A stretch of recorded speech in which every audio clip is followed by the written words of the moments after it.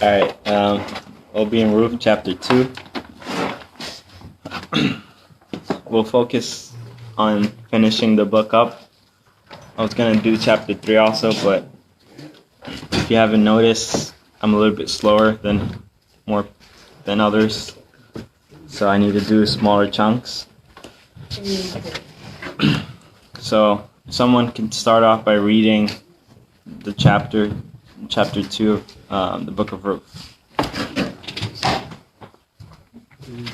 The whole chapter? Yes. Ruth chapter 2. Now Naomi had a relative of her husband's, a worthy man of the clan of Elimelech, whose name was Boaz. And Ruth the Moabite said to Naomi, "Let me go to the field and glean among the ears of grain after him in whose sight I shall find favor." And she said to her, "Go, my daughter." So she set out and went and gleaned in the field after the reapers. And she happened to come to the part of the field belonging to Boaz, who was of the clan of Elimelech. And behold, Boaz came from Bethlehem, and he said to the reapers, "The Lord be with you." And they answered, "The Lord bless you." Then Boaz said to his young man, who was in charge of the reapers, "Whose young woman is this?" And the servant who was in charge of the reapers answered, "She is the young Moabite woman, who came back with Naomi from the country of Moab. She said, 'Please let me glean and gather among the sheaves after the reapers.' So she came, and she has continued from early morning until now, except for a short rest." Then Boaz said to Ruth, "Now listen, my daughter, do not go to glean in another field or leave this one, but keep close to my young women. Let your eyes be on the field that they are reaping, and go after them. Have I not charged the young men not to touch you? And when you are thirsty, go to the vessels and drink what the young men have drawn." Then she fell on her face, bowing to the ground, and said to him, "Why have I found favor in your eyes, that you should take notice of me, since I am a foreigner?" But Boaz answered her, "All that you have done for your mother-in-law since the death of your husband has been fully told to me, and how you left your father and mother and your native land and came to a people that you did not know before. The Lord repay you for what you have done, and a full reward be given you by the Lord, the God of Israel, under whose wings you have come to take refuge." Then she said, "I have found favor in your eyes, my Lord. You have comforted me and spoken kindly to your servant, though I am not one of your servants." And at mealtime Boaz said to her, "Come here and eat some bread, and dip your morsel in the wine." So she sat beside the reapers, and he passed to her roasted grain, and she ate until she was satisfied, and she had some left over. When she rose to glean, Boaz instructed his young men, saying, "Let her glean even among the sheaves, and do not reproach her. And also pull out some from the bundles for her, and leave it for her to glean, and do not rebuke her." So she gleaned in the field until evening. Then she beat out what she had gleaned, and it was about an ephah of barley. And she took it up and went into the city. Her mother-in-law saw what she had gleaned. She also brought out and gave her what food she had left over after being satisfied. And her mother-in-law said to her, "Where did you glean today? And where have you worked? Blessed be the man who took notice of you." So she told her mother-in-law with whom she had worked, and said, "The man's name with whom I worked today is Boaz." And Naomi said to her daughter-in-law, "May he be blessed by the Lord, whose kindness has not forsaken the living or the dead." Naomi also said to her, "The man is a close relative of ours, one of our redeemers." And Ruth the Moabite said, "Besides, he said to me, 'You shall keep close by my young men until they have finished all my harvest.'" And Naomi said to Ruth, her daughter-in-law, "It is good, my daughter, that you go out with his young women, lest in another field you be assaulted." So she kept close to the young women of Boaz, gleaning until the end of the barley and wheat harvests. And she lived with her mother-in-law. All right, let's pray. Our Lord and our God, we thank you. We thank you that you are our Redeemer, O God, and that you redeem sinners, and that you are even today redeeming sinners from their sin. And Lord, we pray that you would, as you've redeemed us, we pray, O Lord, that you would now continue to sanctify us by way of your word, that your Spirit would work in us to sanctify us and to set us more apart and to help us to be more like you. Pray, O Lord, that you would guide me and lead me in this study, O Lord, and that you would help us to apply the things that we draw out of this text. I pray that you would be glorified, and I pray all this in Christ's name. All right, so I'll do a recap since it's been a couple months since we've been in the book of Ruth. I think last time I mentioned this, I think we're seeing a narrative here. We're seeing an account of things going on. But in the midst of all this, what we should and what we ultimately should see is the gospel, right? The gospel is what we see here is a picture of how Christ redeems sinners, and Ruth is an example of that. So just keep that at the forefront of your minds, and we'll begin to draw some of that out today. All right.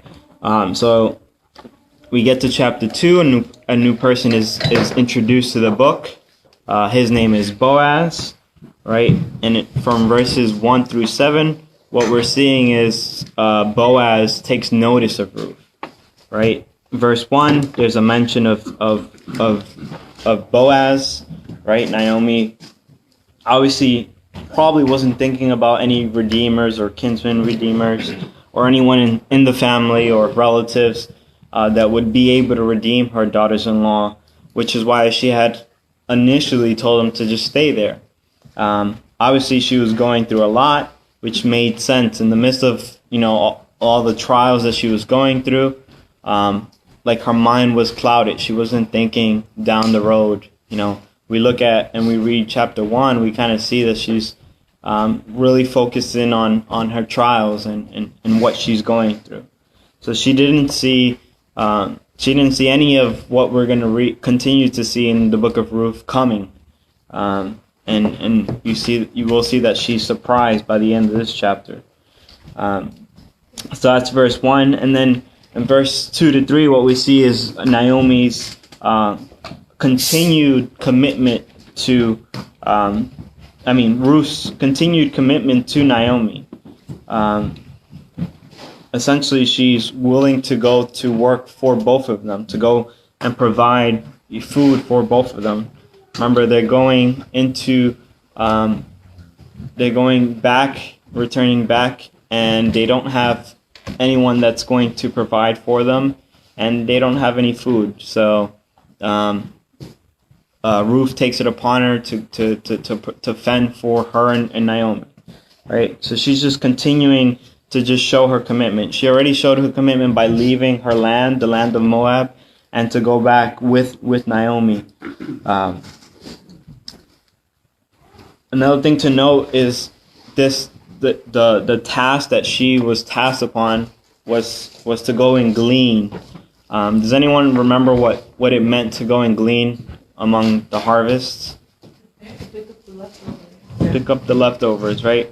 The corners of the field. Right. So it was two things. There was a law set up so that those who were destitute, widows, poor, foreigners, that they would be able to come in and kind of, in a sense, pick the corners, like Claudia said, for food, and then they would also watch, and anything that fell, any harvest that fell, while the other servants were collecting and harvesting, they would be able to pick up the leftovers. So it wasn't like a glorious task that Ruth was tasked with. She's really just sort of like going in as a beggar to try to recoup anything she could, so she could feed herself, and she can feed Naomi. So in it, she's kind of showing commitment because she's being she's taking on a task that was pretty mundane, right? And she's just picking up after what the harvesters were leaving behind. And it's important to notice her attitude, right? Like she didn't sometimes we go to work and we know we're gonna go do the same thing that we just did yesterday or something similar, and we go in with and I'm guilty of it, we go in with a attitude of, I'm just gonna go do the same thing, and we're unwilling, and we kind of don't see how God has blessed us with the job. We forget, and we go on, we go with a ungrateful spirit to work. But that wasn't the case for Ruth. She was willing. She wanted to provide, and she does it. She does it with 100% commitment to Naomi. Of course, we know that this is kind of in line with her character from what we've seen this far. And then we move on to verse 3. The verse says that she happened, right? She departed and went and gleaned in the field after reapers, and she happened to come across the portion of the field belonging to Boaz. And this makes it makes it sound like it's accidental that she ended up landing where she landed. A lot of people would say that it was a coincidence. When something like that happens, when things like these happen, people will say it's a coincidence. Obviously, we know that there is no such thing as a coincidence. And last time we kind of spoke of the sovereign hand of God in all things, right? God is sovereign in all things, and He's providing in all things. We spoke of the providence of God, and can anyone tell me what does it mean to be under the providence of God, or what is the providence of God? He provides. Yep. Anyone else want to add to that? Yeah. Yep. That falls more in line toward His sovereignty, but within His sovereignty, He's obviously providing. And the providence of God we spoke of last time is God basically providing the needs of men on time, right? There's never a time where God, is late to providing for us. He gets us through it, and sometimes, we may be fretting and worried and anxious, but He comes in and provides for us. I remember that I was about to get married, and I was still working part-time at the airport, making, I was an hourly worker, and I was about to get married, and I didn't know how I was going to maintain any of the finances, and with the income that I was making, I probably wouldn't have. But I think a month or two before I was going to get married, I got an offer for a salary job, and it was my first job out of college. It was perfect timing to be able to pay for what I needed to pay for, and I saw God's providence in the midst of that. And I'm sure you guys have examples like that where you guys didn't know how something was going to be paid, or you didn't know how you were going to eat, but then you saw the providence of God in the midst of that time. Does anyone want to share a time when that happened? Yeah, she got lots of stuff. No, just because it relates to kind of Benny. It was my first year of grad school, and I moved from New York to Malta, Europe. And at that time, I left New York with nothing. And I was a new believer, so it was just that excitement. All right, let me read the Bible, all these things like that. And when I got to Europe, when I got to London, they charged me for medication. I lost about 60% of my funds. By the time I got to actual Malta, I got taxed again. So I was left with about $100 to survive off of 3 months. And then, and just a lot of bad things just started happening. Things was just not working out. And I thought, okay, well, as a new believer, I was wait, is this really how it's supposed to happen? Praying, and it just felt so alone. But the day before my student loan was due, which happened to be my birthday too, ironically, but I had till midnight to pay it, and the funds came in literally at 11:59, and I was able to pay my student loan. And at that point, I didn't know what I was going to do. I had no money, not even to leave the country if I had to. So just trusting God in that stage of when you don't know nothing and realizing, well, God always provides. Yeah. Amen. Yep. My experience is that when I was back home in Guyana and I get married, I was working for $12 a week. Wow. And $12 a week was big money at that time. Very big money. And you could save from that $12. Right? Well, now, you can work for $12. I don't know. I don't know. Couple of cameras. It's a couple of Yeah. bus rides. There are millions, but one that comes up was when we just had Zion and we had like nothing in the fridge. And just people were blessing us like every single day. I had a meal every single day. Like, and I remember Claudia told me to write everything down to like of how God has provided, even like, you know, through like the toughest times for us. It was like a true blessing for us. Yeah. Yeah. And obviously Ruth. Yeah. No, the same thing with me and my son. Every time I made a plan, like, all right, I got to do this. I don't know how I'm going to pay for it. I would either get a raise or a bonus, or someone would say, hey, Glenn, you know, I heard you have a trip to go to Chicago, and I know you said you were struggling. Here's some money, and they would just walk away, and I couldn't even refuse it. So that happened a lot too, and there's a million other examples. But that was just one thing that whenever I made a plan, I'm going to do something, I don't know where the money's coming from. Not that's a good way to plan things, but it would just work out. And God's promise. Yeah. And obviously in the case of Ruth and Naomi, it was fulfilled and provision was made through Boaz's life, right? Through, obviously he was wealthy and the Lord blessed him, but it was through the means of someone else, and like God uses, like, you know, the brethren to kind of fulfill the needs of others that are struggling, and just being sensitive to those moments where, you know, you may have more than you need, and, you know, someone may be struggling within the body, and like you can be a means of grace to that person during that time.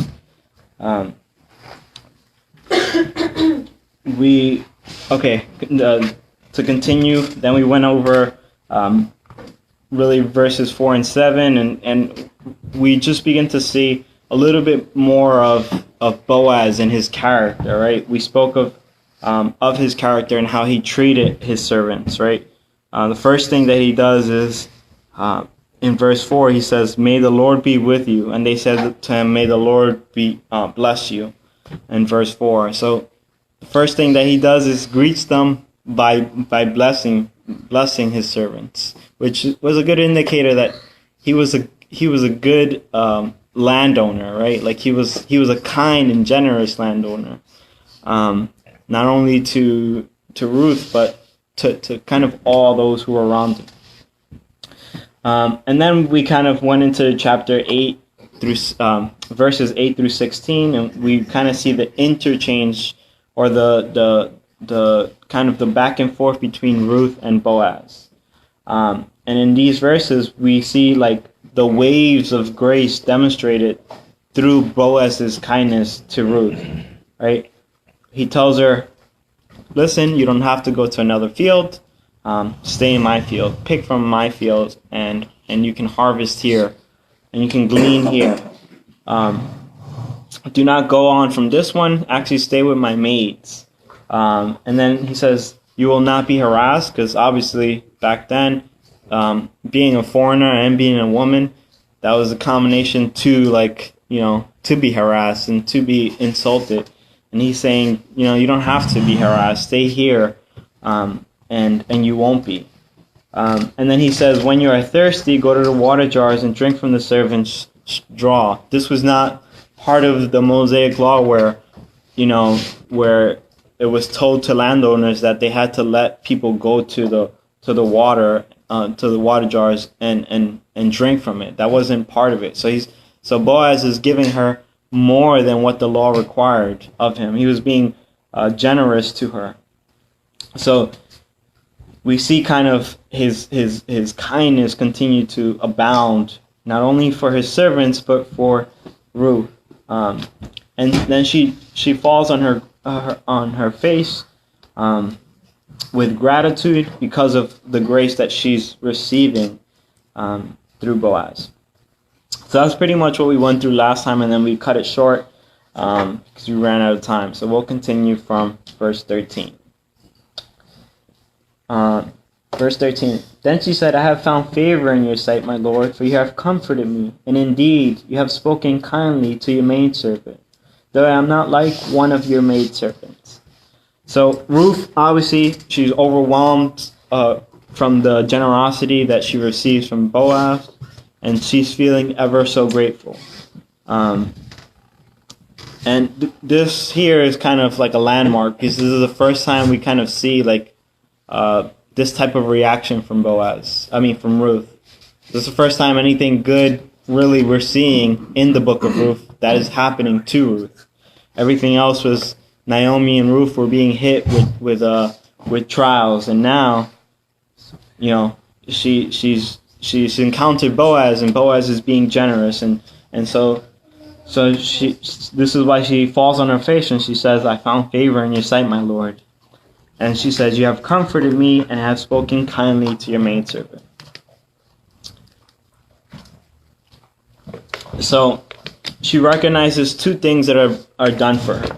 She's comforted, and we know why she wasn't comforted prior, right? She's without food. She's in a foreign land.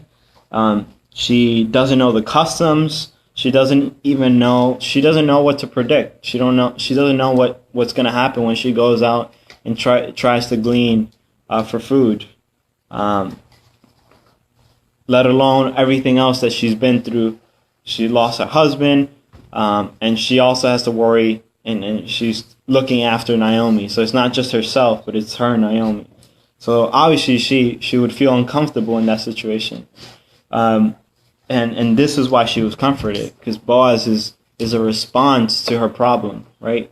Two problems that she has is that she doesn't have food, and he's fulfilling that problem. He's an answer to that problem, and that they don't really have. She doesn't have a husband to provide or protect for her. So that's the first thing she recognizes is done for her. He's comforted her, because she wasn't comforted prior.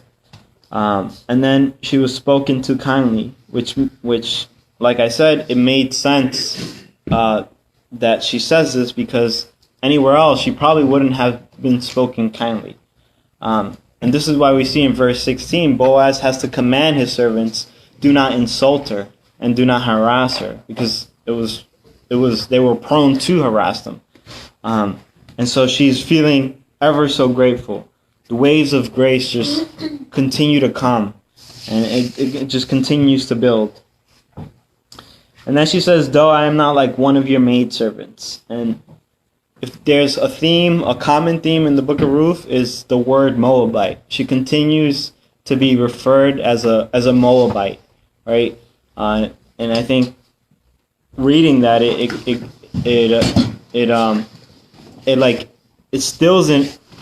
instills it within us that she's a Moabite.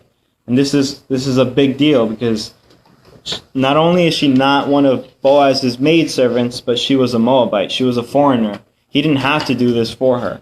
Like she's not his maidservant. And for this reason, she was grateful, right? The gratefulness stemmed and was cultivated from who she was in light of how she was being treated. She knew she was a Moabite. She knew she wasn't a maidservant of Boaz, yet she was being treated the way she was being treated. And for this reason, she falls down and worships him. And she says, you know, she recognizes how good she's being treated by Boaz. And Ruth, what she's doing is she's teaching us one thing here, right? Gratitude is stemmed from how undeserving we are of the grace that we receive, right? The more that we are reminded of our condition prior to his grace or our sinfulness, the more in awe it leads us of how good God is to us, right? And this is what's happening to Ruth. So it's helpful to recognize who you are, recognize who you are in light of who God is and how merciful and gracious and kind he really is. It's healthy to see your sin and to recognize your sin and to recognize that you are a sinner, and not just stay there, because obviously if you stay there you're gonna become morbid. But in light of that, look to God and see his grace. And this is going to produce worship. It's going to produce awe before God. And this is what we ought to be doing on a regular basis, right? We sing songs about these things of how, I think you even sung it today, prone to wander, right? Knowing that we're prone to wander. Did we sing that today? Yes. Yes. We're prone to wander, yet he's still gracious to us. So are there any examples that we see of this in the ministry of Jesus? Anyone can think of anyone that was healed, any miracle that happened and they were in awe of what he's done? Yeah. The one leper? Well, they were not brothers. Yeah. One that came back. One of them came back because he was healed. The other ones didn't come back. Obviously, they just cared about the temporal. But yeah. I forget. I don't think he knew anything, but the guy that was healed from the demons. Demoniac? The demoniac that he wanted to follow Jesus, but Jesus told him to go back to his town. Huh? Was that that's the one? Yeah. Yeah. One with the blind. The blinded? Yeah, the blind man.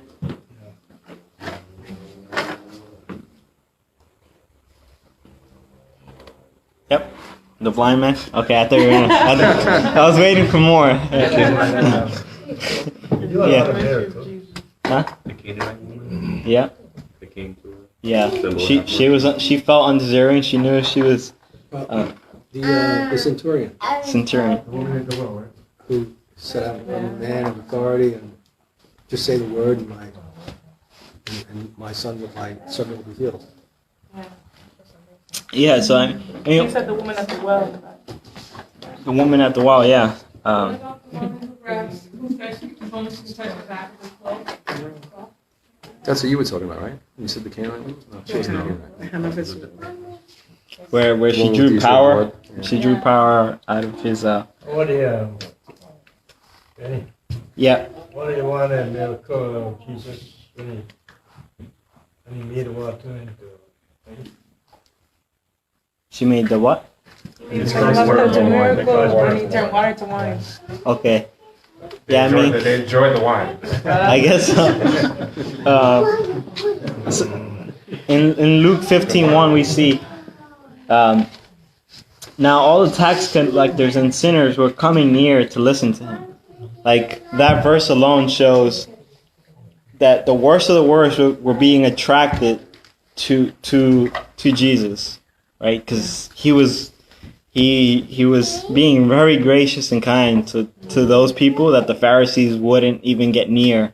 You know, Luke 7:37 and 38. Someone want to read that? I think we've spoken about this one, right? And how much this alabaster was. 7:37 and 38. Yeah. And behold, a woman of the city, who was a sinner, when she learned that he was reclining at table in the Pharisee's house, brought an alabaster flask of ointment, and standing behind him at his feet, weeping, she began to wet his feet with her tears, and wiped them with the hair of her head, and kissed his feet, and anointed them with the ointment. Right. She's a good illustration of, like, she recognized who she was and who he was, and for that reason she pours out all of her perfume over him and starts crying over him. And I think Ruth knew who she was in light of what how Boaz was treating her. And this is how we ought to be. We ought to recognize, continually recognize who we are before the Lord and how gracious He is and has been to us. We move on to verse 14. At mealtime, Boaz said to her, "Come here, that you may eat of the bread and dip your piece of bread in the vinegar." So he sat beside her and the reapers, and he served her roasted grain, and she ate and was satisfied and had left. So Boaz then invites Ruth to come and eat with him and eat a meal with him and his party. And not only does he give her the ability to glean and continue to come back to the harvest to glean and collect food, but he invites her over to a meal. He essentially, what he's doing is he's accepting her, and he wants the others around all his other servants to accept her like he's accepting her. The fact that she's sitting beside the reapers is a sign of acceptance, is an invitation to kind of be part of the harvest and all the servants.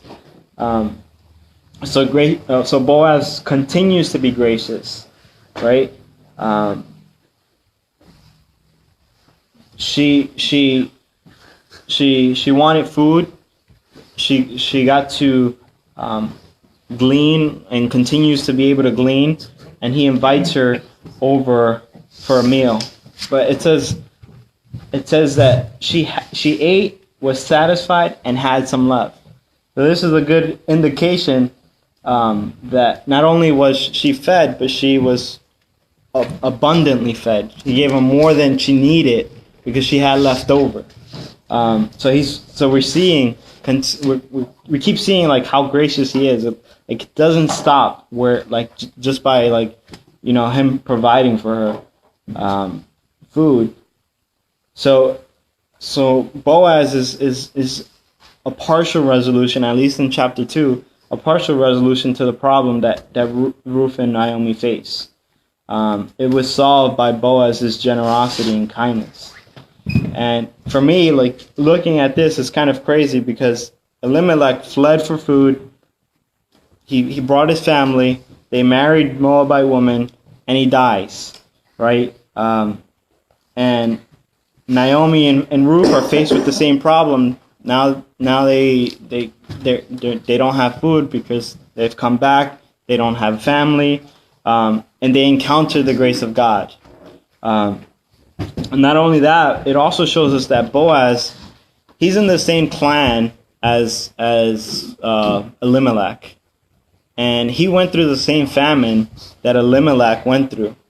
Elimelech goes and he goes to try to problem solve himself, and he ends up dying. And Boaz, look where he's at. He was able to get through the famine. He's prospering. He's now a wealthy man, and now he's able to be gracious and very kind to those that he encounters.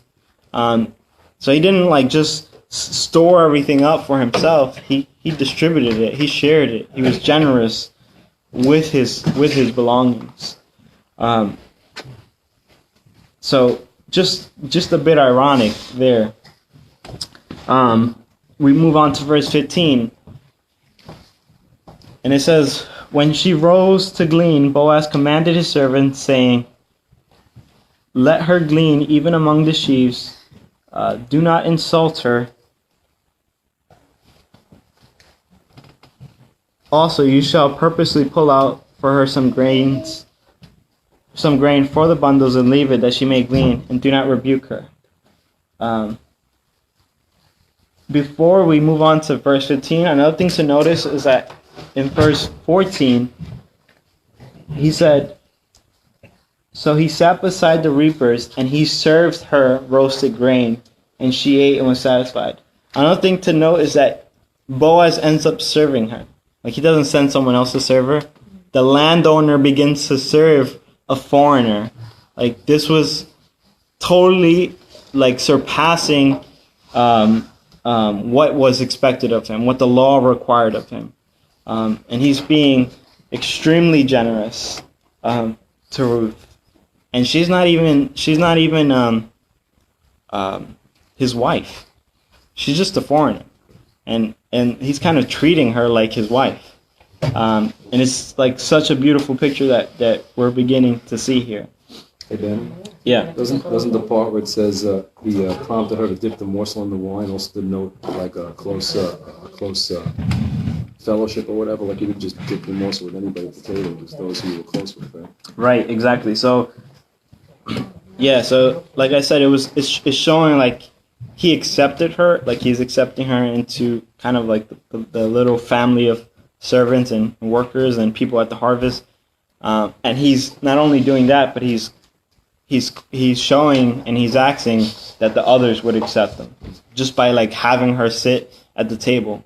It's kind of like, like one of us inviting, like if I invite you to my like my family and just have you sit and have Thanksgiving, like you're part of the family. Like I'm just inserting you, and everyone is kind of coming around, and they're getting to know you and just fellowshipping with you. And I think some of us have those relationships. Like I know like with Denise and Catherine, like we know like their family. We've been to their events, and like it's sort of like they know us, we know them, and it sort of feels like we're part of their blood family. Even though like we are family in Christ, but it just feels like they know us and we know them. And it's pretty cool. But that's what Boaz is doing to Ruth. He's accepting her and he's inviting her in. We move on to verse 15. It says, when she rose to glean, Boaz commanded his servant, saying, let her glean even among the sheaves, and do not insult her. So sheaves here, and you can kind of see it in the next verse. Sheaves here are they're like bundles of wheat. And essentially what he's saying is, let her take from the bundles that you guys have collected. They're only supposed to collect from, what's on the floor and what's on the corners. And he's saying, no, for Ruth, you guys do the work and let her take from the bundles, and don't insult her if she takes from the bundles. So again, we see Boaz providing, right? Not only is he's acting as her provider, he's providing for her, but he's also beginning to protect her, right? He's saying, don't insult her, right? And the next verse he's going to say, do not rebuke her, do not harass her, do not insult her, right? So we're seeing Boaz be the provider and the protector of a woman that is a foreigner, that is a Moabite.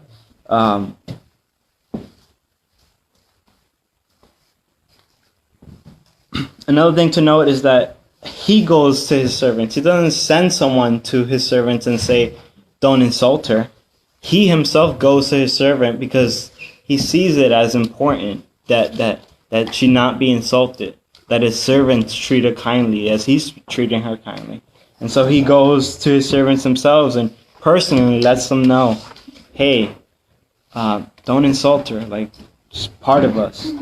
Verse 16 continues on with the same kind of theme. Also, you should purposely pull out for her some grain from the bundles and leave it that she may glean, and do not rebuke her. So not only is she allowed to kind of pull from the bundle that they've collected, but now he's saying, actually, take some of the wheat out for her and set it on the floor. Like, take it out so it'll be easier for her to collect and to harvest. And he's saying, don't reprimand her if she collects what you've put down. Like, I want her to be able to have enough food. And it's just like, for me, like, I'm just seeing like over and over and over, like just continual waves of grace, like toward Ruth from Boaz. And this is kind of like the same picture with us, and how God continuously lavishes us with blessings and blessings and blessings, although we are undeserving, although we don't belong, although we're an outcast. He brings us into the family. All right, we continue on in verse 17. It says, so she gleaned in the field until evening. Then she beat out what she had gleaned, and it was an ephah of barley. So Ruth completes her day's work. She labors until evening. We know that she's a hard worker. We know that she works hard. She's committed. She wants to get enough food for her and Naomi. And the results of her day's work are nothing short of amazing. She's She's gotten more than anyone else that's considered a gleaner would ever get. She's gotten an ephah of barley. And an ephah, a lot of people debate on how much an ephah is, but it's roughly between like 30 and 50 pounds of food that she's gotten. And this is enough to last her and Naomi for a couple weeks. And she was able to do it in one day. And this was unheard of. And we're going to see that based off the reaction that Naomi gives when she comes back with the food. It also shows that Boaz's servants actually obeyed his instructions, right? Like, the reason why she was able to collect that is because they had set the bundles there for her. She was able to pick from them, and they actually pulled stuff out of the bundles for her. And that's the reason why she was able to collect as much as she was. Okay, verses 18 to 23, what we're seeing here is Ruth returning back to Naomi, and it's the whole encounter between her and Naomi. So, verse 18, she took it up and went into the city, and her mother-in-law saw that she had gleaned, what she had gleaned. She also took it out and gave Naomi what she had left after she was satisfied. So, essentially, all the work that Ruth has done, she takes it. It shows that she was a pretty strong woman, being that she was able to carry 30 to 50 pounds back into the city. She was a persistent woman, we know this. And so she takes it back to Naomi. But not only does she produce like this 30 to 50 pounds to Naomi, she kind of pulls out of her pocket whatever was left over from the meal, right? Essentially, she was given like a to-go plate so she can take it home because she had more than enough. She was able to present it to Naomi, and the fact that she's bringing it back for Naomi showed her care and concern for Naomi, like her love toward Naomi, that she would bring back not only the harvest, but she would bring back some of the meal that she had, whatever was left over. So it continues to show Ruth's commitment to Naomi. So what is Naomi's response? In verse 19, it says, her mother-in-law then said to her, where did you glean today, and where did you work? May he who took notice of you be blessed.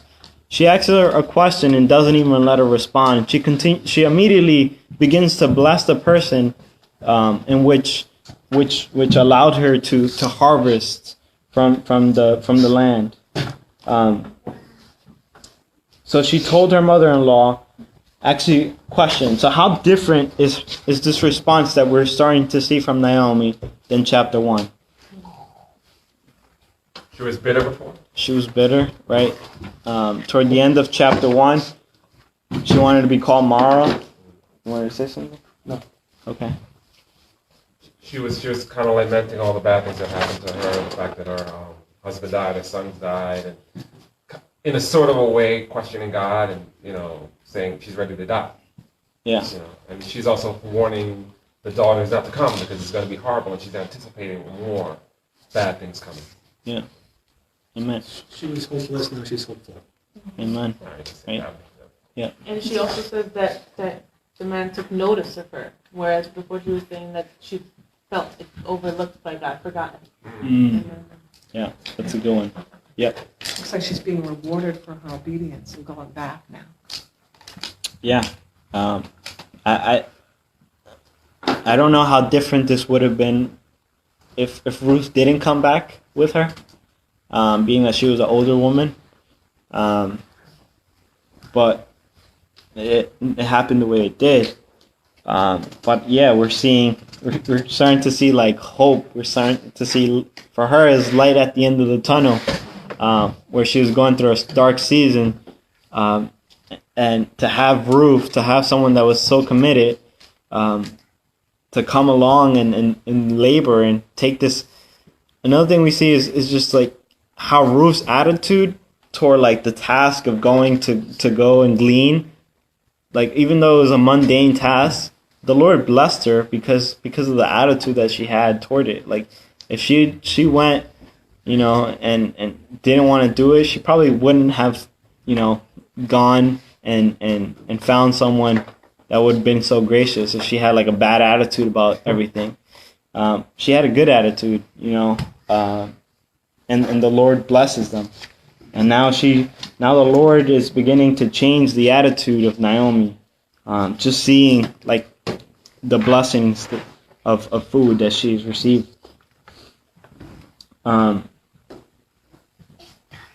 So she told her mother-in-law with whom she had worked, and the name with whom I work today is Boaz.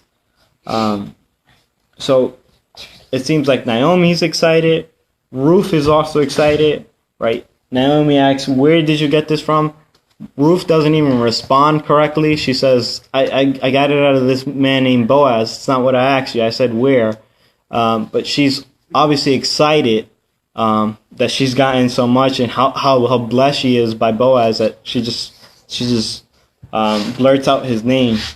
And really what the author is doing here is he's drawing our attention to Boaz instead of the harvest of Boaz. Is like all throughout chapter 2, what we're seeing is the character and the generosity of Boaz, and how Ruth was unworthy to receive this generosity, but she did anyways. So the author is drawing that out. Verse 20, it says, Naomi said to her daughter-in-law, "May he be blessed of the Lord, who has not withdrawn kindness to the living and to the dead." Again, Naomi said to her, "The man is our relative. He is one of our closest relatives." Again, in verse 20, Naomi breaks out in praise. He says, "May he be blessed of the Lord." She wasn't like this in chapter 1. She had a very different attitude, and now she's kind of attributing this grace and this blessing to the Lord. She's starting to see. I don't think she ever lost sight of the sovereignty of God, but she's starting to just have a heart of gratitude for it, and she's blessing the Lord and the man that has taken notice of Ruth. She's rejoicing in God, and she says that He has not ceased to show kindness to the living. Obviously, when she's talking about the living, she's talking about her and Ruth, and to the dead. And when she says this, she's kind of making mention of those that passed. Elimelech was part of the same clan as Boaz, and the reason why she said, in some of your versions, it might say Redeemer, this is our relative, he is one of the closest relatives, is that the Lord has not forgotten about Elimelech's name, right? He's now she's starting to see that the Lord may be providing a Boaz, a redeemer, a close relative to redeem Ruth and to redeem the name of Elimelech. Like, the reason why that was a law, that you would be able to redeem the wife or the property of those within your clan is to carry on the name so that the name won't diminish, right?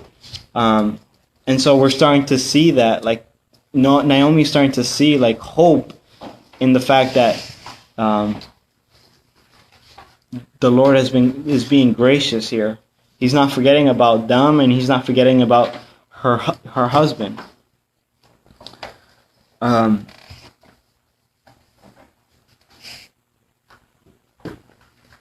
So complete shift in terms of her attitude. Before, she thought that the Lord had forsaken her, but now she's claiming that God's loyal love does not forsake the living or the dead, right? So Naomi doubted God's love when things were difficult and kind of let her experiences cloud His faithfulness. And despite her like kind of doubting God and her mind being clouded by the trials, God continued to remain faithful, and we're starting to see the fruits of His faithfulness. And the question that I have for you guys is, it happens to us. Like, we get clouded with trials and tribulation and struggles, and what do you do, and what should we be doing so that our mind doesn't like our view of God doesn't get clouded, of His faithfulness and of His goodness during those times. No. I was going to say to repeat it, but you'll answer. Repeat it. The question is very long. When we're facing trials, how do we make sure that our view of God doesn't get clouded, of His of Him being faithful and good, even through trials? I can answer. Yep. Well, one thing that I do is focus on myself instead of focusing on Him. So I think Ruth, Naomi did that too, where she's like looking at the action that they took, and the result is like, well, I deserve that. And that's what I do. I think probably to keep you focused on God, to know who He is and remind yourself who He is. Yep. Stay in the Word. Yeah. And believe the Word. And see Those things that seem almost impossible to believe sometimes, the promises, they're true. Focus on the I promise. think being surrounded by the saints helps me a lot. I get clouded, and then sometimes I get way too really bogged down in my trials that I need to be need someone to give me just some encouraging words, or just give me scripture and helps me to see outside of myself. Yeah. Amen. I think what happens when we're going through those trials is we're focused so much on the actual trial that our view of God gets clouded. And we need to be reminded and remember that our circumstance, the circumstance that we're going through, God's love doesn't depend on our circumstance. God's love kind of transcends our circumstance. And we can, if we pull out a little bit and zoom out a little bit, we'll see it. And because we're kind of so zoomed in to our circumstance, we don't see it. And I think the things that we've mentioned, staying in the scriptures, reading the promises of God, hard to believe, but they are the promises of God. And the more we read them, the more that we'll believe them and we'll begin to see them. Fellowship is crucial to just getting us through, because obviously, someone else that's not going through the trial you're going through, their mind is not going to be as clouded, and they can inform you and encourage you, so that you can kind of come into proper perspective.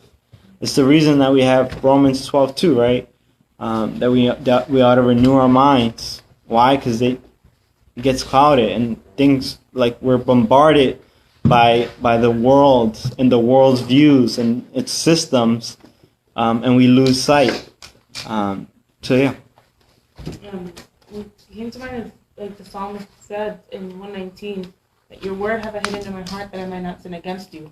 And so in moments of trials, when all the fiery darts are being shot and you're being tempted to doubt, immediately Scripture, the Spirit brings that Scripture to mind so that you don't doubt God, so that we don't think of Him wrongly, and thus dishonor Him in our thoughts. Amen. Yeah, Glenn, you want to say something? Yeah, I was explaining what your wife had said earlier about, when Claudia was telling her to write stuff down, just kind of remembering all the things that God has done for us in the past. It's kind of like keeping a list and reminding ourselves of that stuff when you're going through a trial. That helps me. I've gone through rougher stuff than this. Kind of is something that will be very helpful, I think. Yeah. Yeah, his past faithfulness to you. Because you just continually see how He keeps getting you through. Yeah. Yeah. And obviously, just through this chapter, we see that God doesn't just bless us one time. He continually blesses us, and we just need to be observant of what He's doing in our life. It's little things, things that we may not even notice, but He's getting us through it, and He's kind of lavishing us with grace in those areas. So just being mindful and observant of how God has been gracious to you. Well, I bet, I'll get a raise and I'll thank my boss and I'll be like, And I forget to thank God. He's the one that made all of it possible. So it's funny. Yeah, it's true. All right, we're finishing up here. Then Ruth and the Moabitess said, "Furthermore, he said to me, you shall stay close to my servants until they have finished all my harvest." Naomi said to Ruth, the daughter-in-law, "It is good to my daughter you go with his maid, so that others do not fall upon the field, upon you in another field." So Naomi, we see, has best interest for Ruth.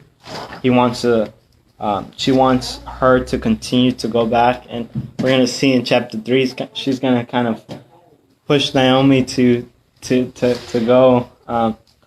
go get him. In essence. And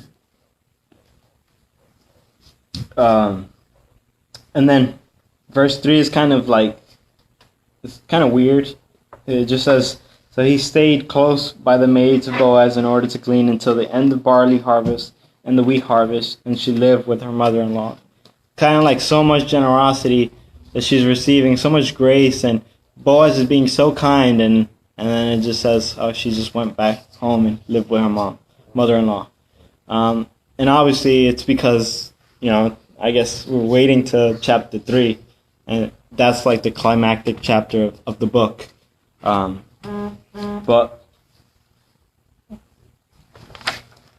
Ruth has been blessed. She's able to go to the harvest until it ends, and she has food. She has provision, at least temporarily. So the takeaway here is God's love and faithfulness isn't sporadic. Just like Naomi, we go through difficult situations, and it makes it hard to see the work that He's doing in our life. But we need to be reminded that He is present in our trials, and in our circumstances that we're in. The problem that we have is not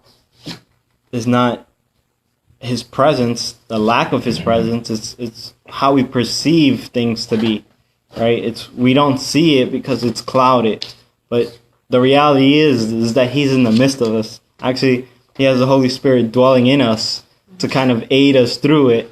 We forget it gets clouded and we don't see it, but it's really just our perception, and that causes us to struggle even more. And I think here, like, it's just reminding us that we have to be reminded of God's loyalty in hard times. And when you are going through those hard times, offer your loyalty just as He's offering loyalty to you. Like, He is being loyal. He's being good and faithful. And although you may not see it, you'll be able to see it. The more that you have a heart of gratitude. So I would say that's kind of the takeaway. Obviously, you're starting to see more of the picture of the gospel.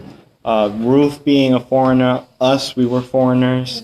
Ruth being undeserving of all that she's been given by Boaz, and we were totally undeserving, and how God has graciously and abundantly been gracious to us and given us blessings and everything that He's given us.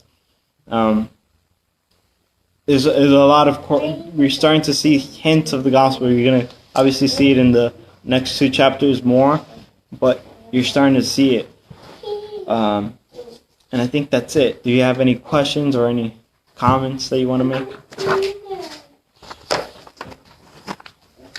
I also think it's just interesting that he kind of asked after her, and all he's hearing is good reports for how selfless she is, and so it isn't, she is being faithful to God as well, or at least faithful to the guy that she's heard about, and to her mother-in-law. So I just always like that part of the story, that what attracted him to her wasn't necessarily her beauty or anything like that, but the fact that she was so loving towards her family member.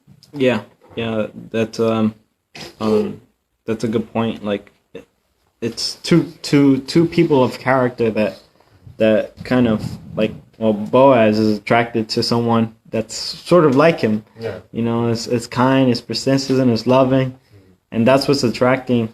You know, well, it doesn't clearly say it, but you can kind of see it. It's attracting Boaz to treat her the way that he's treating her. So yeah, that's a good point. Any other comments or questions?